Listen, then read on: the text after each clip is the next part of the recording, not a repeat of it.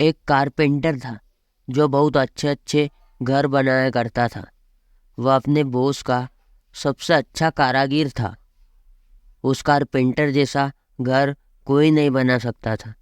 जब भी कोई उसके हाथ का बना घर देखता तो उसकी तारीफ किया करता था।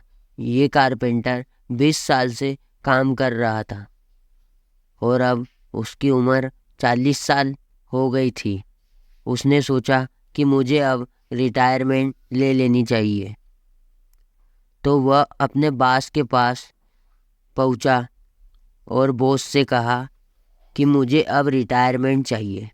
मैंने 20 साल आपके साथ मिलकर बहुत अच्छा काम किया है और अच्छे घर बनाए हैं और अब मैं रिटायर होना चाहता हूँ।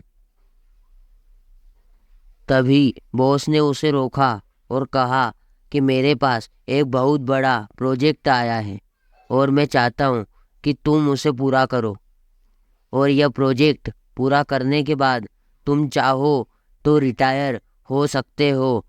तुम्हें कोई नहीं रोकेगा।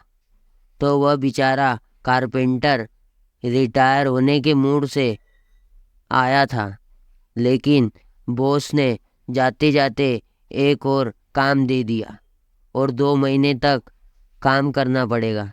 तो उसका मन तो नहीं था उस प्रोजेक्ट को हाँ कहने का, लेकिन बॉस का 20 साल काम किया है तो ना भी नहीं बोल सकता था।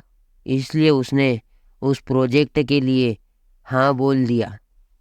अब उस प्रोजेक्ट पर काम शुरू हुआ तो कारपेंटर पहले जैसा काम करता था, पूरी मेहनत के साथ, पूरी पूरी शिद्दत के साथ। अब उसने वैसा काम नहीं किया। उसने बिल्कुल एकदम ढीले तरीके से किया और जैसे तैसे करके उस घर को बना दिया।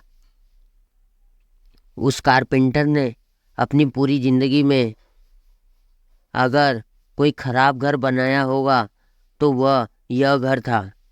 और जब पूरा काम करके जब बॉस के पास पहुंचा और उस घर की चाबियां दी तो तभी बॉस ने उस कारपेंटर को रोका और उस घर की चाबियां उसे वापस दे दी और कहा कि तुम मेरे सबसे बेहतरीन कारागिर हो और तुमने मेरे साथ 20 साल काम किया है और अब तुम रिटायर हो रहे हैं, इसलिए मैं तुम्हें एक तोहफा देना चाहता हूँ। और वह तोहफा यह घर है जो तुमने अभी अभी बनाया है।